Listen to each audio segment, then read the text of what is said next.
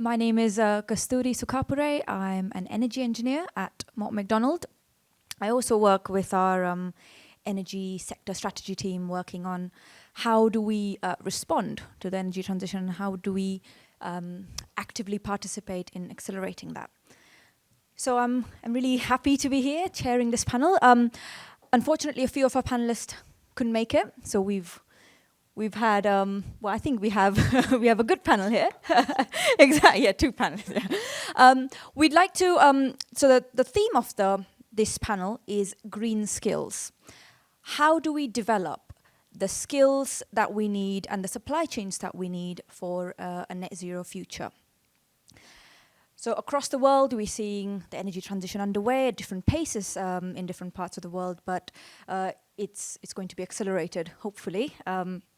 And so, as the transition takes place, how do we ensure that we develop the right skills and the right supply chains in a way that is fair and just, in a way that is efficient, and in a way that is also looking towards the future about it's not just a system that's changing from fossil fuels to renewables. There's also elements of digital, of smart systems, of flexibility, of demand-side management. So how do we make sure that it's a transition that ensures all of those things happen together?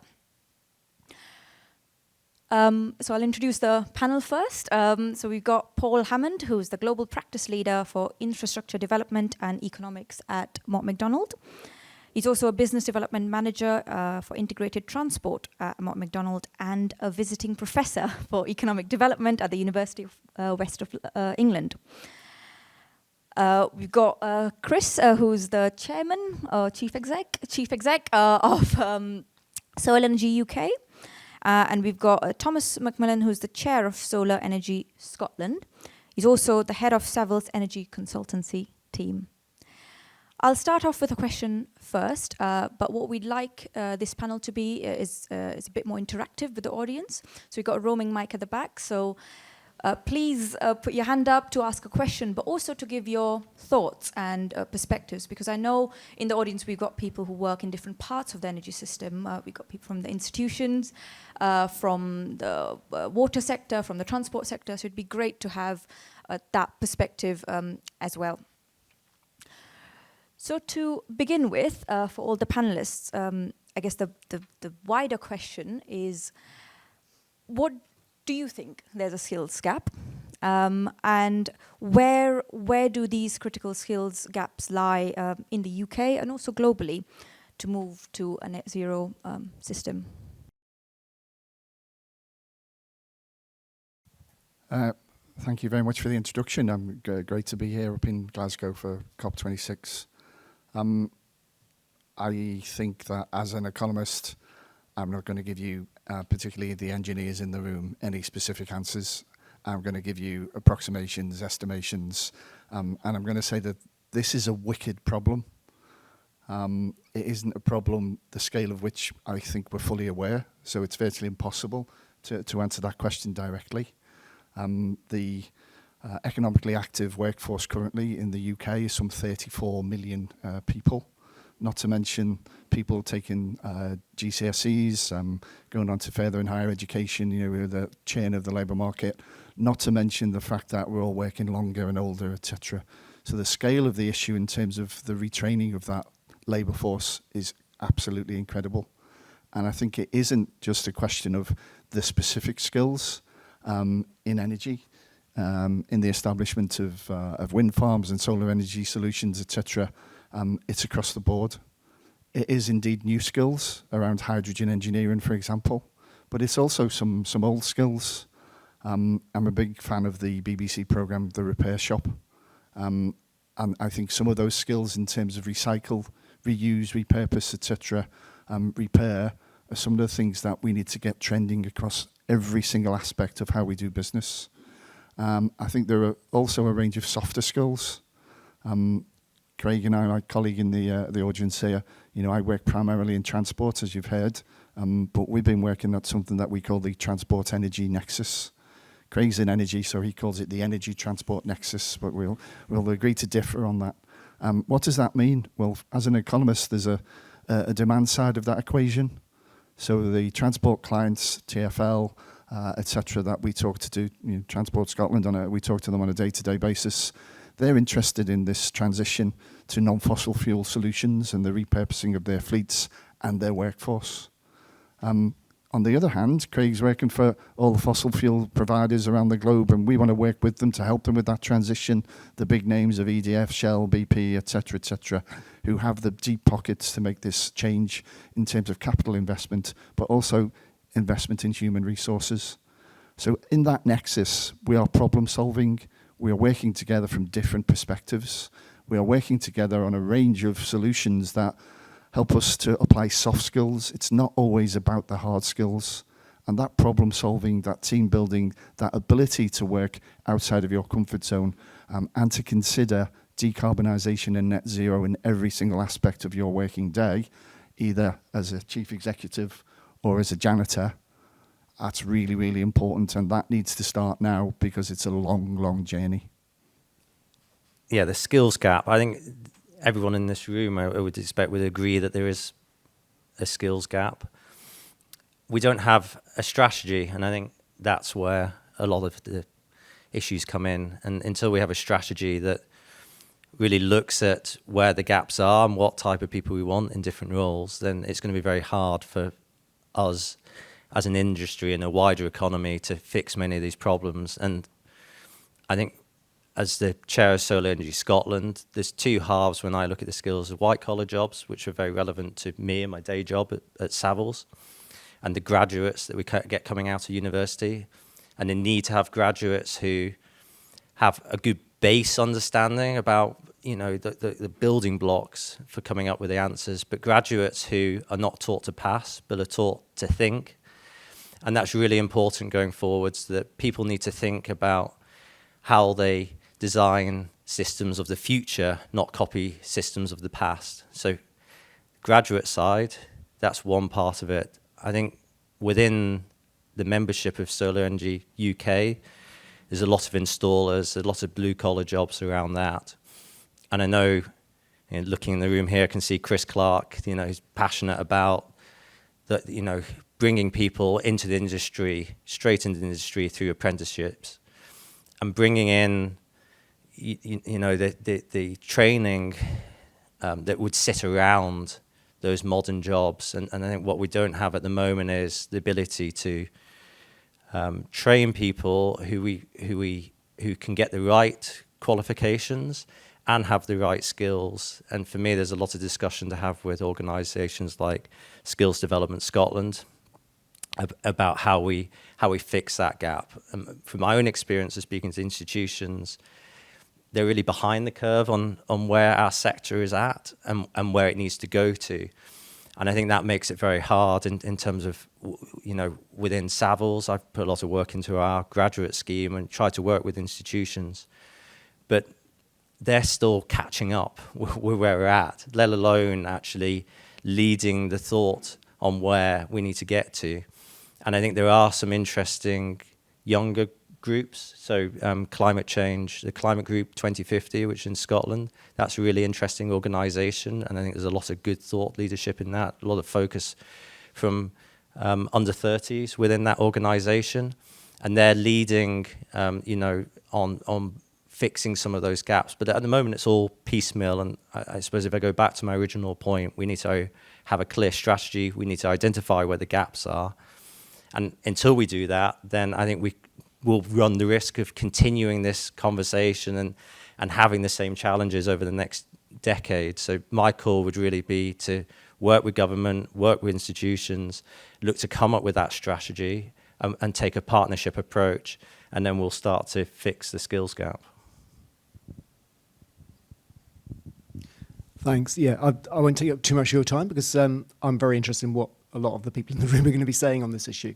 I suppose, we hear across our membership, utility scale, rooftop, the whole lot, everyone is saying we can't employ enough people. We just can't recruit. And that's clearly a short-term issue we're facing. And there are some structural issues around, are there enough electrical engineers in the country? Are there enough of the sort of skills that our industry requires? I think Kasturi made a good point that it's that's the traditional, so if you like, solar industry. There's a traditional energy industry sort of engineering approach as well. What we will start to see is a lot of the jobs that are delivering a smart energy infrastructure are digital, they're tech, they're flying a drone and using the AI to analyse where this energy is coming from, when it's coming, and who's going to be using it next. So I think there's some jobs which we'll need aren't currently thought of as part of the energy sector, but actually they will be, and that's the sort of thing we'll need. So that's a hopeful point. I suppose the other hopeful point I would put in is what we do know is there's an awful lot of people who have jobs that they don't really enjoy, that they don't feel has a purpose, they don't feel is contributing to society. And there's a growing number of those people are looking for those jobs, and they're looking for something which has a purpose. And I talk to all of our members, and I know that every single one of them is really passionate about what they're doing, and all of their workforce is as well. So you go to a solar farm, and you talk to the person who was leading the project to build that project, and they're really proud that what they've achieved and what they've built. And so I think there's something, if we can communicate some of that purpose of the jobs in the renewable sector more broadly, I think then we can attract more in as well. Thank you. Can you hear me? Yeah, thank you. Really, really excellent points there. Any questions or any other thoughts to add, James? Mike's coming to you. Yeah, I agree completely on the purpose point you just made. So where we look at... Oh, sorry. My name's James Kellaway. I'm from National Grid ESO. We basically balance the grid nationally and make sure everything keeps working. And we figure out how to keep as much renewable on the system as we possibly can as we decarbonise. For me, talent has three main streams for the future, one of which is the future talent, so be that through apprenticeships or incoming graduates and training. The second would be reskilling. So we have a lot of passionate people, certainly in the engineering part that I work in, that are traditionally engineers, STEM grads, but don't actually have any expertise in the renewable field or the modelling required. How do we reskill and repurpose them? And then there's kind of like I call it the superstar talent. I should probably call it something else, but the ones that come in and kind of shine the light and say that's the way we're going, and inspire. And you combine that with the purpose, and crucially the diversity, because it's a lot. The diversity point is often overlooked. It's about, to me, sorry, this is a speech rather than a question, I apologise, but the diversity side of things I think is really important. It'd be great to hear your thoughts on that, because we've got a lot of problems to solve, certainly if we're going to get to a zero emissions system by 2035. We can't do that with traditional incremental thinking, and it'd be interesting to hear from the panel what your thoughts are on diversity and how that can play a role. Thank you.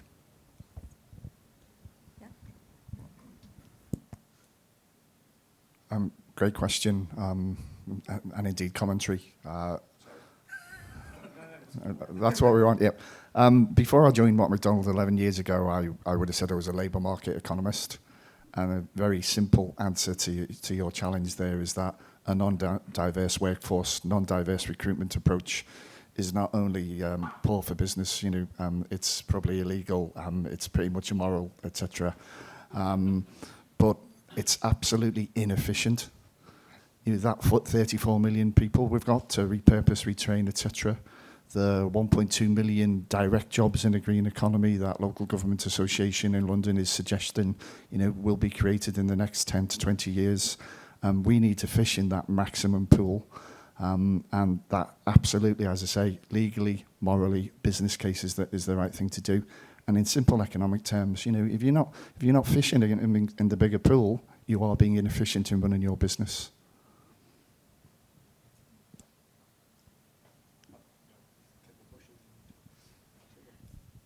I'm happy to pick up on the diversity piece as well, because it's regularly raised. I think both when we're at Solar Energy Scotland and we're seeing the Scottish Government, it's regularly raised. But also within Savills, it comes up a lot. And one of the challenges we've had as a business is actually a lot of the graduate pool that we have. We're not getting the level of diversity that we want through the graduate pool. And we've pushed the apprenticeship scheme very heavily in the last few years, and a lot of the reason for pushing that is solely on diversity, not just for the energy sector, but for all parts of our business, and actually setting up partnerships with schools and getting into the schools early. And I know from my own kids, you know, their vision of the future is that they're going to be YouTube stars. Seems to have taken over from being a professional footballer these days. And actually, in terms of personally, I went to our local school, but just before COVID, and presented to the kids both on energy and the opportunities around the energy sector, but on property as well. And what I realized was that most of them couldn't relate to it at all. And I was really quite taken aback by how few of them asked any questions, how few of them actually came to speak to us at the end. And out of a room of about 300 kids, maybe my presentation wasn't very good, I don't know, maybe I didn't relate to them. The teacher said this was quite common, though, that actually they don't know what's available to them. And the two kids who did come up and speak to us both had parents or family members who are already involved in the sector that we're talking about. And I think for me that is a challenge for the industry, is how do you get into the schools and how do you get into the diversity of population that we have in the UK that aren't coming to our industry, and how do we talk to them in the right way, and how do we attract them? And yes, people want to have jobs with purpose, but do they really know what they can achieve in our industry? I'm not sure they do when they're leaving school, and that's an issue for us. I could add a bit to that point as well, because I think I can see it's changing, and that's a really, really, really good thing.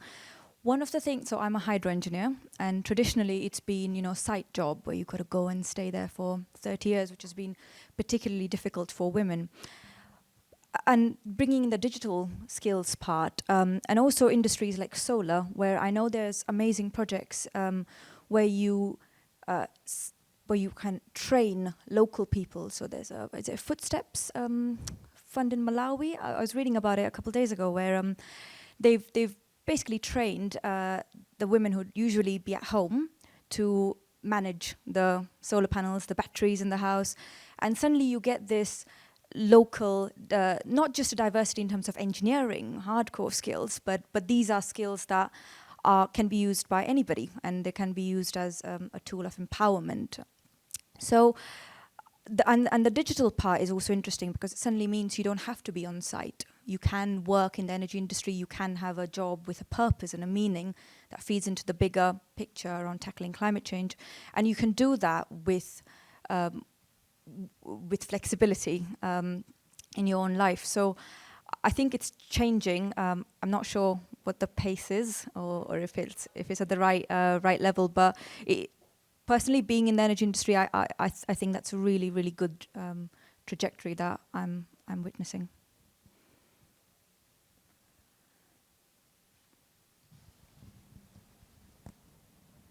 Yeah, maybe just to add on to, I think, what you guys are saying, there's a talent gap, but it's an awareness gap, and not just for engineers. I think it's recognizing that to make the energy systems work, you actually need a wide variety of professionals. And I use the example, I had no idea there was a possible career in solar for myself 10 years ago, or 12 years ago now, right? But clearly we need lawyers, right? We need compliance professionals, we need marketing teams, we need people that are gonna do stakeholder engagement on the ground. And so it's also this awareness gap that you can take what your skills are and actually use it for the cause and connect with the mission.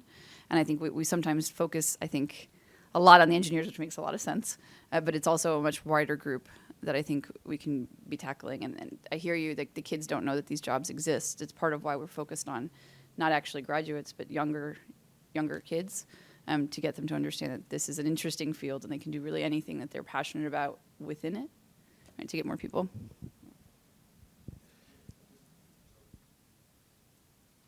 Yeah, that's picked up something I was going to say. Really, was that I think there's something for us as a sector about a communications job and a marketing job for us to really showcase what being in this industry in all its different varieties across all the diversity we can reach is, and so there's something incumbent upon us to do that.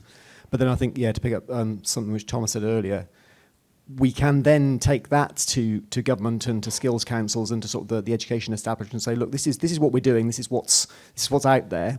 We know that the pipeline, if you like, of people is not meeting this at the moment. And so then, but it's a twin thing. We have to sort of say, this is what we're doing. We think we can triple this in 10 years to 40 gigawatts, but we need X, Y from skills councils, etc., to be able to sort of enable that to happen. Can I add to that? Chris Clark, MTech. Yes, there's obviously across many different disciplines will be required to deliver what we need to deliver. I come from a large construction M&E industry and background, and we've about I think this year we took on another 46 new apprentices, and we try and do that kind of every year. But the only division within the business that didn't bring an apprentice on was the Renewables division. And that's for two reasons. And one would be continuity of work and certainty. So we've really struggled with that. And that knowing exactly the pipeline and what's happening. We've talked about the solar coaster and all that, and we know the boom and bust and all that. And hopefully we're getting through that now. However, a lot of projects that we will be delivering now at scale have been 3 years in the making till we actually get them shovel ready and deliver. So that takes a lot of work and a lot of effort. And the kind of university graduates that either we train up or bring in will support that. And they're actually, if I advertise for a design engineer, I'll get 50 applicants. Really good. But see, if I advertise for 10 electricians to come and fit solar, I'll get none. So, and I think people think that we can just go and get electricians and go and get plumbers. But electricians and plumbers need to be electricians and plumbers in what they're actually doing. But I, as the kind of person that runs the renewable side, I can't give someone an apprenticeship. I can't teach someone just within renewables to make them an electrician to qualify, or to be a plumber to install heat pumps, or whatever it may be. I must take them from another company or another part of the business into renewables. So it's really difficult for us to grow our own talent. We are relying on other industries to grow talent, to bring them in. And I think that there is some, graduate programs that are good. There's renewable, they're at this kind of high level, and there's an expectation of graduates, and there should be, and I'm a graduate myself, of when I leave, I'm looking for this salary. I've done an MSc, I'm looking for this. And in reality, it's not there. In reality, I've got project managers who are electricians to trade that make far more than people who went to university and came out with debt. So how do we attract these people, and how do we change this mindset early, really early in the process? And I mean in first year when they're 10, 11, 12, I think there's a snobbery around learning a trade and an apprenticeship. And it's almost, we've tried to get more people trained and up, and there was a kind of in the mid-90s, 50% of the UK will go to university, and I think it's totally backfired. And I think that the issue we have is much, much bigger than anybody's aware when it comes to feet in the ground. Ask you to comment. And another question from me is, we see talking about labour markets, places like India, where you don't have that yet, where you have electricians who are not short in supply. How do you see the labour market changing in developing countries? On top of that question. Thanks, Kasturi. It's how long have you got? Look, many years ago, I used to work for a training and enterprise council, so your perspective in terms of apprentices, in terms of what we used to call poaching, it's a real world situation. I think skills and the recruitment challenges we have now in the current labour market, COVID, post leaving the European Union, notice I never said Brexit, whether that's right or not, the labour market is a barrier to us realising the climate ambitions for change that are being discussed here in Glasgow over these 2 weeks. There is a lot that we can learn from your experiences in business, that we can learn from the skills councils that have already been mentioned. It's not new, this situation. It's just a different demand for a different type of skills. And I really liked some of your hints around, it's all very well getting a 16-year-old or an 18-year-old apprentice, but you also need someone to work with them on the job. And then, but that's one of the challenges we've got at Mott MacDonald at the minute. We've just had a huge intake of apprentices and graduates, but lots of our more experienced, mature staff are still working from home because of COVID. So, people learn in that environment of a positive company. We have to be learner-centric. We have to see where those kids have come from, where they want to go. And unfortunately, there has been a breakdown in that career service type thinking about what the opportunities are. And that becomes, therefore, a role for public and private and voluntary sector to go out there. Great to hear that you're visiting the school and that sort of stuff. I think we've all been doing more and more of that over recent years through our corporate social responsibility. And at Mott MacDonald, that's deep into our social outcomes and company purpose now. We've got to do it because, again, I'm back to that, there's a moral case, but there's also a business case. If the career service isn't telling people what the current and future opportunities are, who's going to do it? And we need to look at our business operating models and think about that. And it sounds like, to some extent I'm preaching to the converted up here and in the room, and that's often the way, isn't it? But the market's incredibly busy and it's incredibly uncertain. And you've said you're starting to get that scale and agenda into the future. Absolutely fantastic. But I bet your boss is thinking, well, shall we put another couple of million quid into this next year? Well, maybe I'll leave it another year till we get a big order in. That's the reality of that uncertainty. We, I think, again, need to go back to that moral and business case and work together and collaborate through skills councils, through chambers of commerce, through trade associations, through people in this room, and maybe share some of those skills that are really in shortage. Some of the best examples in my career of looking at how firms succeed when there are these wicked problems is when they do that secondary collaboration. You share a piece of machinery, you share a sales pitch, you share the cost of going to an exhibition overseas, etc. We need to be creative in how we address this skills gap, and this discussion today hopefully is part and parcel of how we might do that. Again, the Economist is saying uncertainty, no easy answers, so my apologies for that. And I think to Kasturi's question, it's really fascinating how we're going to work that through into global labour markets and how that might work.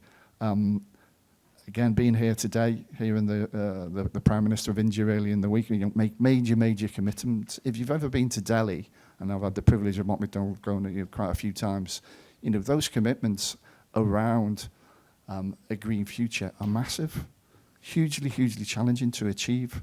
And we're working with Department for International Trade, etc., FCDO as Mott MacDonald, trying to get some of our skills into that marketplace. And yes, we are selling Mott MacDonald expertise, but we are also hoping and helping to train the leaders of the future in places like India that can learn both the technical expertise from our engineers, but again, back to my issue around softer skills, how to collaborate, how to make change, etc. I'm really sorry if that's a little bit rambling, but there's no easy answer to two really difficult questions. To pick up on Chris's point, I think it's the point you made about there not being enough, sort of, if you like, sort of blue collar, sort of trained staff was made yesterday in the panel we had on Rooftop again. It was the actual comment, I think, from someone on the panel. I can't remember which company it was, but it was essentially there's lots of graduates coming through and they know an awful lot about renewables because they've taken their MSc and they're very clever and they know all this stuff, but they don't know how to actually deliver a project and install it in that sort of technical sense. This clearly is a gap there. I suppose one thing which this is a problem which we're all going around and sort of trying to discuss. It's easy to talk about the problem. One solution which we're Solar Energy UK are taking forward, we're working with some funding from the Mayor of London. We're working with them to help integrate. We're trying to fund some training, fund some apprenticeships, but also one of the things we're doing, we're working with the ECA to basically. There will now be a solar module of part of the general electrician's apprenticeship scheme. If you do that, there will be an option to do solar and storage as part of that, and so hopefully we're trying to embed renewables into the wider sort of electrician training. So that's one way of doing it, integrating our world into somebody else's. Because I think that's for solar. I think that's really important because we are a sector in our own right, but we are part of. If it's utility scale, we're part of land management. If it's we're part of the smart energy system. We're part of the construction industry. So it's taking our industry to those bigger delivery bodies, if you like, and sort of integrating into that as well as building up our own skills as a sector. So that's, hopefully some attempts at tangible solutions as well. Chris, well, for the whole panel, it's interesting, and we've discussed, one of my fears, so sorry for everyone, it's Jason Howlett at Seagen. The labour shortage will probably be the biggest singular barrier to our ambitions, but I actually don't think it's government's responsibility or anyone else. It's ours. And if we wait for skills councils, if we wait for governments, if we wait for everyone else, it won't happen. So the onus is on us. So how we create that and make the industry attractive for everyone, because there is a role for absolutely everybody. If you've got no skills, you've left school with no qualifications, there's still a role for you in this industry. And that's what we've got, because there are, warehouse jobs that we've got, lorry drivers. There's a shortage everywhere. There's actually, it's not so much a skills shortage, there's a labour shortage going on. Every industry is now competing for people to get in. So how do we make the industry more attractive to people who are thinking about, well, where do I go? What do I do? So I think there's some great programs out there already. The Kickstart program, people are finding it hard to get into employment. We've taken on our first Kickstarter, and we're bringing on more but they need time. So these are people who've got very few skills. They're coming from a socially and maybe economically depressed background.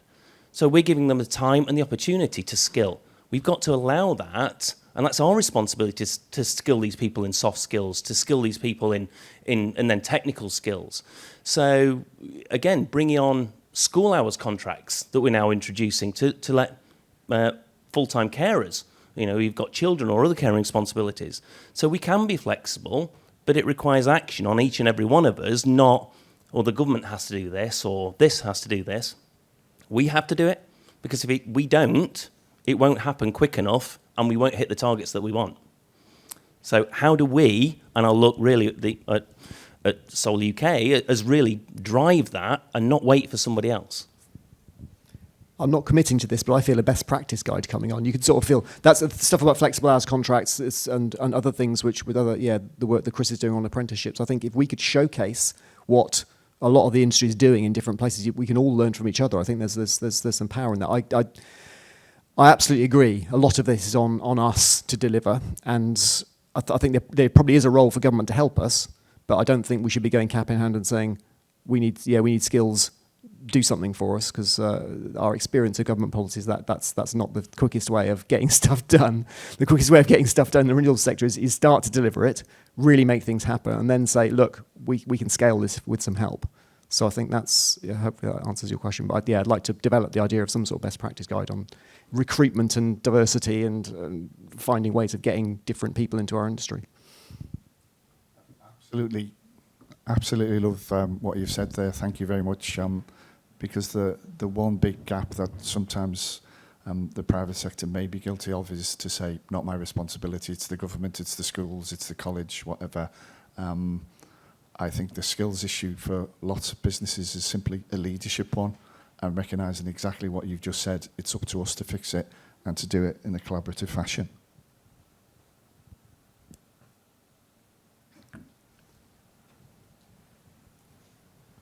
Thank you, Craig Lucas. I'm not only here in Mott MacDonald, I'm a volunteer in the IET, and Fiona's an IET staff member as well, and I'm the chair of the Energy Policy Panel. So I wanted to throw an open question for us to take away, really, in an IET capacity. As a professional institution dealing with the training and development of professional engineers and incorporated engineers and some of the different layers in that skills pyramid, what should the PEI community be doing about this problem? And what are the takeaways for the IET and for us from this conversation today, either for the panel or for anyone else who wants to chip in? But perhaps I should address it to Kasturi first.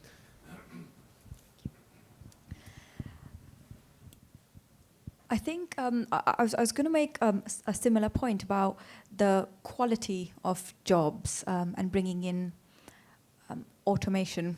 So the future. So when I look at my career in the future, I think it'll be very different, because we might not need 1 hour of one human time to do 1 hour of one human time. It might be that machine does half of that, and do we then need to fill the other half, or do we have leisure time in that?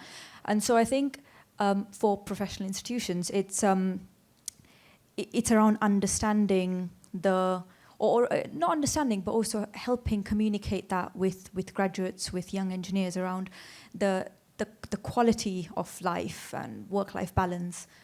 I think is quite an important thing that I think about a lot. Can I add to that?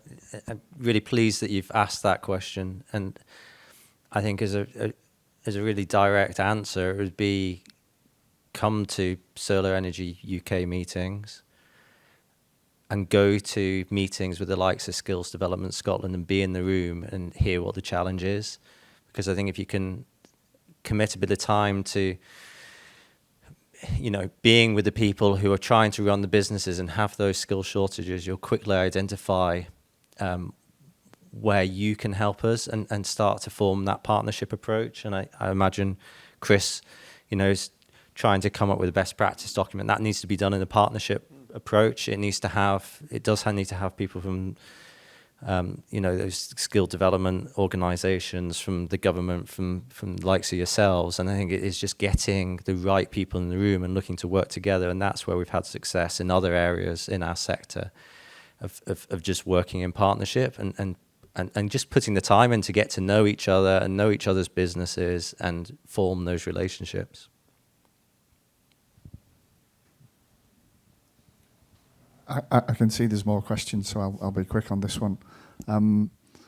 I think part of the solution we've already started to get to, Craig, which is the industry coming together and a manual that you design yourselves, you share yourselves, and you update and distribute. And some of the things we've mentioned already about that, reaching out into different parts of the labour market, being efficient in your business because you're being inclusive in your business. The one point of emphasis I'd like to put on the table as well, and again, it sits within Mott MacDonald's purpose. A former Prime Minister some years ago said the priorities were education, education, education, and obviously that remains the case at all levels. But in terms of some of the wicked problems you have in front of you today, it's also digital, digital, digital. You've got to invest in that tech to make things happen and get all aspects of the labour force trained in using digital solutions to be more efficient. Hi, it's Sam Larson from Water UK, representing the water industry here today. Quick question, if I can, starting with economics, but probably relevant to you all. Obviously, society has had economic targets for years, and they've been very successful in driving economic performance around the world. And now we're starting to see the creation of carbon targets around the world being set in stone. But we don't yet have in economics that carbon driver. So I wonder how the panel sees the same sort of information that's driven that economic growth, sort of driven through the carbon accounting, and how economics and how business will incorporate carbon measurement, carbon performance, and carbon reporting into delivering those targets and hitting those targets, and whether the profession itself is ready for all that carbon data to flow. So you've got until next Thursday for me to answer that of you. That's quite a big question. It's a question that I'm dealing with as our lead for economics on a almost daily basis. And I'll give you another UK-centric answer, so apologies for that. What you've said is absolutely right.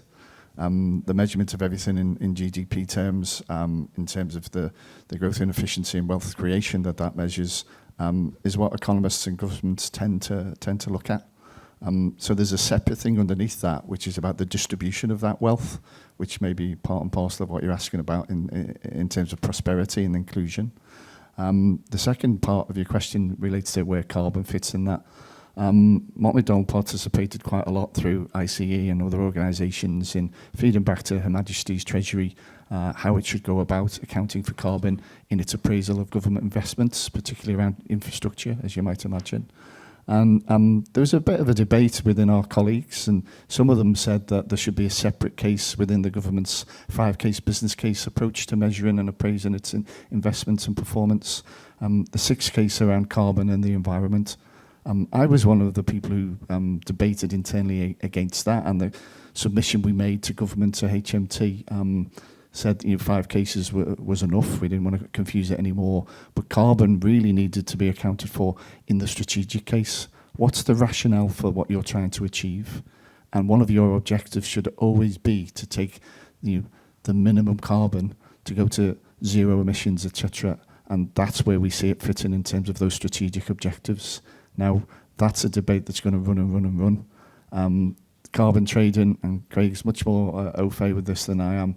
I think that's got some major challenges to go going forward, particularly as we've left the European Union. I think the UK establishing its own is not necessarily a good thing, but then the UN and the EU setting out the structure for carbon trading probably isn't a good thing either. I think it needs to be more of an objective that is something that isn't necessarily monetized every single time.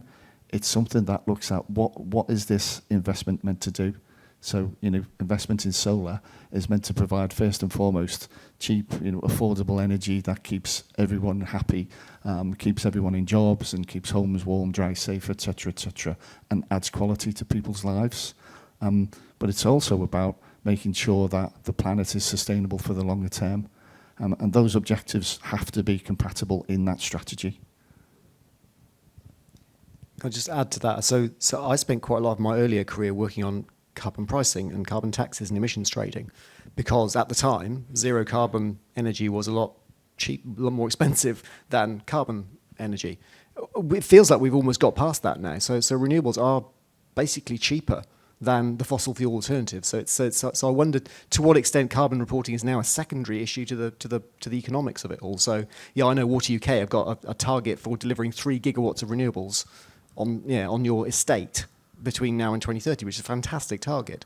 I imagine that's partly done for carbon reasons, but it's partly just done because that's going to save on the energy bills for your members. And we know an awful lot of work that's going on in the water sector on deploying solar because it's just an obvious technology to use. So I wouldn't. I'm less interested, I think, in carbon reporting and carbon pricing than I used to be because the economics have moved on. It's more about the delivery and how fast can we do this now, I think.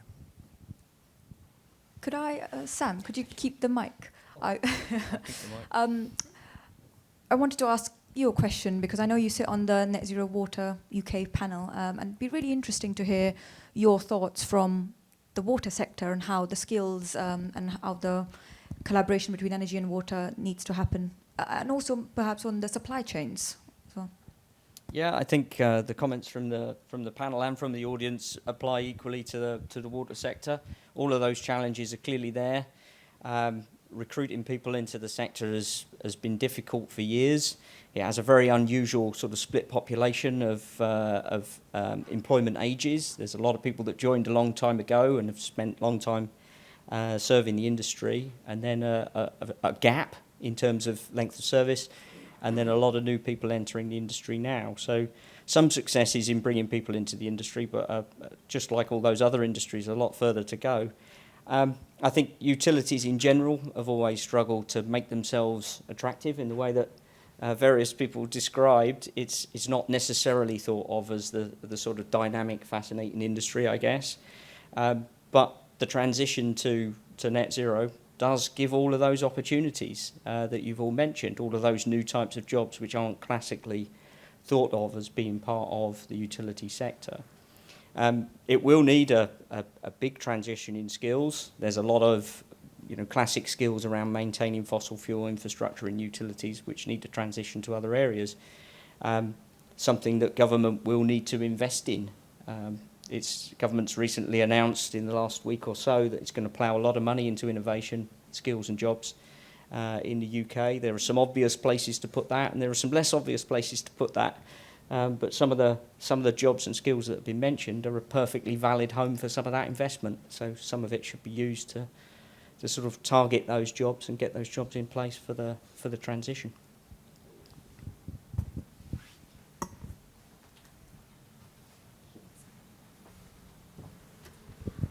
Hello, I'm Jerry Stokes from GridServe. I'd just like to make a few observations.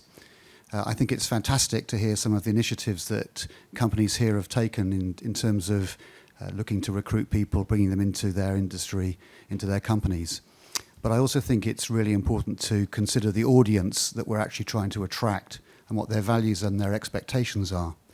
And I would suspect that when most of us started our working lives, we left our own private personality at the door, and when we stepped into that company, we started to behave in the way in which we were expected to behave in that company. And I would contest that the target audience we have today actually want to bring their personality into work and expect us to amend our way of thinking to the way they want to behave. I would also contest that we've probably all got kids, and we've seen their attention span is very short, and we've seen the way in which the sort of instant gratification of whether it's social media, whether it's the fact that if you want something, you get it delivered tomorrow or even the same day. And we really need to think about the audience that we're trying to attract here.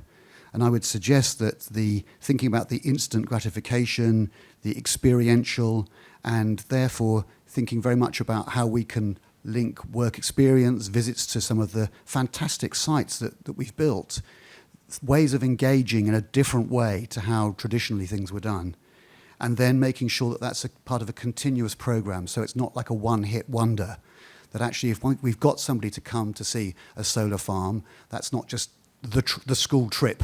We all pile into the minibus and someone smokes at the back.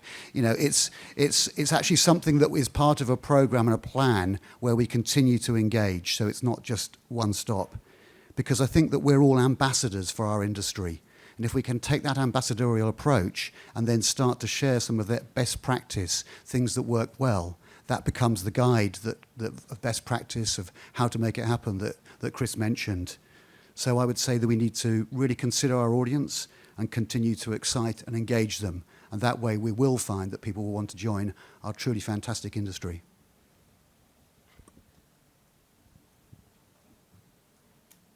Really, really good point. And personally, I did a year of work experience, and it really helped me when I went back to university, just understanding the industry. So I think completely agree with everything you've said. We've time for another question or comment if anybody has any. Fiona. Thank you. Fiona Dew from the IET. Firstly, I want to say that the IET runs a skills survey across engineering industry in the UK every year, most years. And what we hear here is pretty consistent with what we hear across the kind of full range of engineering industry in the UK. It's not surprising. And one of the things that does come out a lot is the need to embrace reskilling and upskilling. And one of the questions that I had for you all, really, not just the panel, is how are you actually tackling that in real life in your companies? Is it a practical reality at the moment, or is it something that we put in on paper and we say we should do, or somebody should do? But how open are you actually to taking people in from other industries or retraining, reskilling, thinking about that? Well, I'd be interested if we did a straw poll in terms of how many people finished their qualifications and expected to be in the renewables sector, because I know my hand wouldn't go up.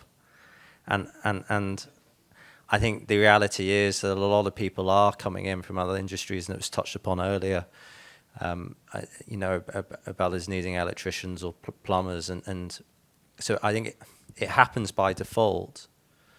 But it's not done in a coordinated, strategic way. And I'm not sure I've got the answer on how you do that. I think it's probably a question of who are you trying to reskill, what are their current skills, and it was touched upon again by someone talking about the project management piece. It's having a lot of graduates, but there's a project management piece. So if someone's a project manager in another sector and they've never looked at renewables, but they know how to project manage, then they've already got a lot of skills that are transferable.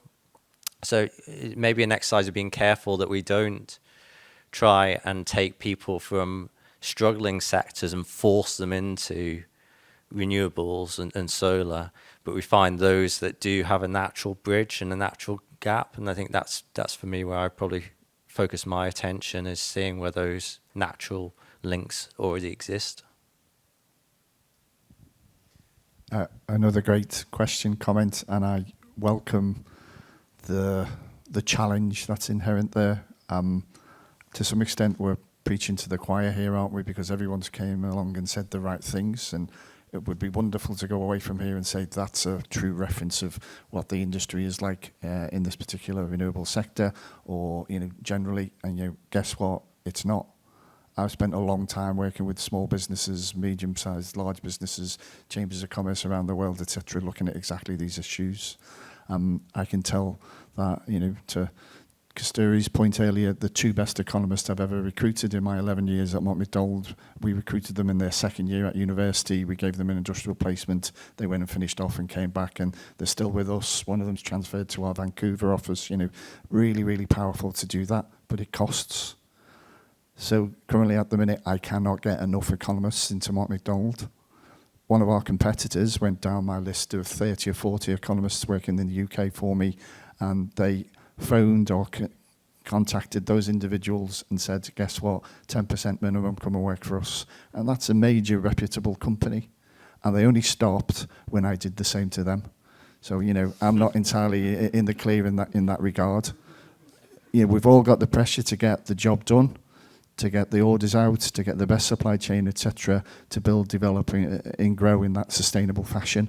We need the skills. So it isn't all the fluffy, fantastic things that we've heard today. It is exactly your hard-nosed, this is business at the end of the day. I very much appreciate that comment. Thank you. You don't often hear people say there's a shortage of economists in the world, do you? But we can do anything, that's the issue. But my response, I suppose, partly picking up what Thomas said, but also a question for you, I think, is one is let's not beat ourselves up too much. Remember how fast this industry has grown. So 2010, you were qualifying for energy or whatever it was in 2010. There was no solar industry to go into. They wouldn't have learnt about it because it wouldn't have been perceived as something which was a career. So certainly, yeah, I did do environmental technology in my MSc, but yeah, renewables was an infant industry at that point. So in a sense, we have grown an industry in 10 years really, really quickly. So some of that organic stuff actually can happen, and you've all done it. That's one thing. Question for the IET is whether is it worth us helping you with the questions? So can we sort of shape some of the stuff that goes into your survey? So that would be really helpful for us. Then we can sort of say that these are the things which we think we need. Or yeah, however, I think we'd be very happy to work with you on that. Brilliant. So at Mott MacDonald, I know Mike mentioned at the beginning of the session, we have a Renewables Energy Academy. And the really powerful thing about that is it's on-the-job training. And it's so you don't have to, education is expensive, so you don't have to take a break and go and learn something. You learn it on the job and you apply it straight away on projects. So I think that model's really worked. I don't know how the economics of that work within the company, but I've seen my colleagues who used to work in oil and gas in the Middle East retrain to be a solar engineer, and she loves her job. And there's a lot of projects now, so.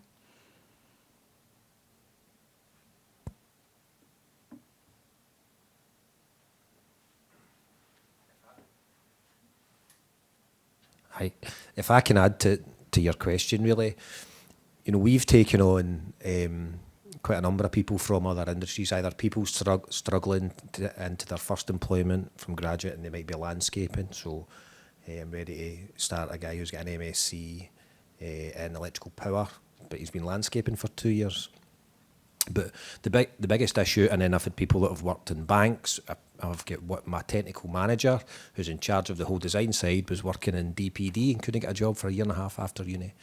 So we kind of try and go out and get people in and attract them in the industry. The biggest problem is keeping them there, because people like them, big massive utility companies like Scottish Power or whoever it may be, IDNOs or ICPs, can come along and pay a lot more. So what we do is we train them, we keep them, we invest, as you said, which costs money and time and effort, and in 2 years they're off. So that's the challenge that we have, and that goes back to the earlier point I made about continuity, certainty, industry, because our industry, on the face of it, that's back to what Jerry says as well, millennials or young people are a bit different now. Okay, so we need to treat them differently, and that's good. And I think we've all moved on. We need to treat them differently and all that. But we need to make the jobs attractive to them. Our industry is attractive, sometimes till actually they get in it. And it's not quite as sexy as they first thought when you're sitting now. But that's like being an architect. Wow, that's amazing. I'm going to be an architect. Find me a happy architect. 1 in 10 because they're sitting doing social housing up in Govan or something like that. But the same applies. No, people are sitting rocking out PV designs or heat designs or whatever for 500 social housing properties in Aberdeen or whatever. It's not really. So they get into it. They kind of do. They go 2 years and they go, do you know what? I'd much rather go and work for Spain or an ICP or do something else. And they'll probably do 2 years and then go, do you know what, this isn't really what I thought either. Sitting doing grid calculations and then move forward. So it's having that, you're trying your best to work with what you have, and it is that investment in time and effort and money in it, but it's keeping those people. And I think continuity is a big thing, but it's hard, it's a real issue. But I feel right now, in my experience of the industry that we're in, we're at that entry level or middle level, and there's a lot more attractive jobs out there that people will perhaps come through us and get to. So how do we keep them, I suppose? If I could just add to that, I think that comes back to the diversity point that was discussed earlier, and the point of how big is the pool of talent that we've got, and I think if we all put our effort into increasing that pool rather than trying to steal talent from others, that will get us to a much better place. And that's maybe just a call to arms, really, to go back to working together, and let's increase the diversity, increase the size of the pool, and look to meet that skills gap collectively rather than continuing to fight over a pretty small pool of talent.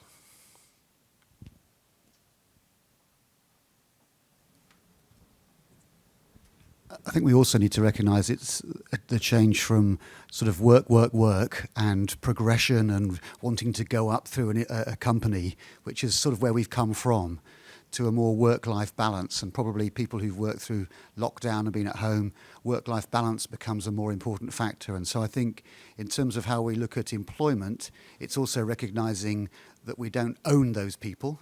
They've got a life outside of work. And the more we can not necessarily be part of their outside, but actually show them that we value their outside of work, it gives a stronger bond and a stronger reason to be working for an employer. In other words, there's kind of more to lose if you move rather than if you stay. And I think these are some of the non-cash parts of recruitment, which probably we've lost a bit of track of, because over the last sort of 20 years, it's all been about the dash for cash and earning more and more and more. Whereas actually, probably for some of our parents' generation, they didn't chop and change jobs. If you got a job, maybe job for life isn't what we necessarily want because you lose ambition. But I think we've got to link these factors, and it's the non-work aspect of what employment enables you to earn money to then go and enjoy the rest of your life as well. I think we need a bit of a celebration from the industry as well, because you are at the forefront of what's happening out there, COP26, and making a real change through renewables investment in skills, etc. And that's got to be an attractor to your existing workforce, and huge opportunities to get more people involved. It's Matt Black from Solivus and also Chair of Solar Energy UK. So that I think listening to everyone, it's been fascinating getting the insight and kind of comments from across all of the attendees. And one of the things that has really sort of intrigued me is looking sort of what is a broader, I guess, an issue across the whole of the economy. That when we're looking at the labour market, I think we exist in a tight labour market at the moment in the UK, but also in many other countries as well, and that it's easy to be very focused on our industry because that's where that we see the issues, but that when I'm sort of hearing the comments, that there's many of them could easily be applied elsewhere, and I think that comments have been made in that regard, that this is something that's seen in engineering industry, generally in the water industry, and I think that much of it's around that how do we create good jobs for people, so that it's trying to kind of wrestle with, as organisations, that what's specific to solar and what's generally the case. And I think that as an organisation like Solar Energy UK, and that as an industry, it's trying to work out where do we need to do something different because of the nature of our industry, and where is it us just having to be good corporate citizens and trying to keep progressing and sort of developing that best practice. That I think that the solar industry is different because it's young. That I think many have made comments about the fact that this wasn't an industry that people necessarily set out through their education to join because that they weren't aware that it was a possibility. And I think that that's now shifted, that we are able to go in and talk to people in schools and universities and say that this is now kind of a mature industry, and it's one where we're looking to make a significant difference over the coming decade. But it's also, it brings a challenge because that we're, as an industry, setting out targets that we want to treble our capacity over the next decade. That's going to require a lot of work across all of the companies involved and a lot of additional people playing their part, so that trying to bring people in to do that, I think, is going to be key. And that while there's kind of amazing work going on within many companies to try and train up the workforce, that I'm not convinced that that's going to be enough. That I think that there does need to be some collaboration with kind of the specific organisations who are tasked with trying to bring those sort of that training in, and that there's sort of good steps in the right direction as we're starting to get solar technical education sort of built into the wider electrician training. That I think that hopefully it is the case that now that anyone working in the sector is likely to have to engage with solar, whether they're installing it. That we've got 1 million solar homes at the moment, that we're going to need that to be a lot more. So that every electrician should have sufficient training to be aware of how to be engaging with a solar system. And I think that having that wider engagement is going to be necessary. Brilliant. Thank you very much. I think on that note, we're going to end the panel. I've really, really enjoyed it, hearing from you guys, but also from the audience. It's been a great hour for me. So thank you to everybody for coming to the event, for participating, and it's really nice to know that in these 2 weeks there's so many things happening, and it feels like there's 1 million things happening, but in a very cliched way, I guess, drops make an ocean. So I think it's great to see this energy in Glasgow, and I hope that it continues. So thank you very much, and lunch is served. Oh yes, of course.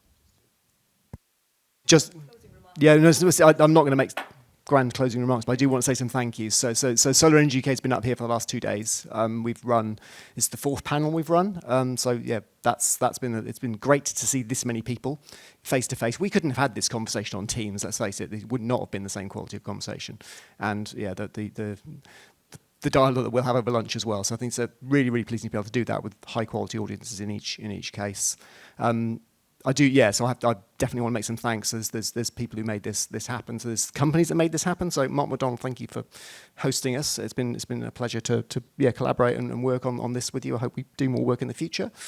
7 companies have supported us financially and sponsors the efforts we're doing here in terms of the videos, in terms of all of these events. So CGen, Huawei, Next Energy Capital, HBS Energies, Voltalia, Sonadix, and GridServe. Some of them are in the room, some of them not. Thank you to all of you. You wouldn't have been able to do it without your support. And one person in particular we could not have done any of this with. She's in the corner over there. Veronica Magoya, our communications manager, has moved mountains to create some of these events. You all know how challenging organising events around this COP has been. These ours have been no exception. And Veronica, thank you very much. So I just want everyone to give you a round of applause for your work. Thank you.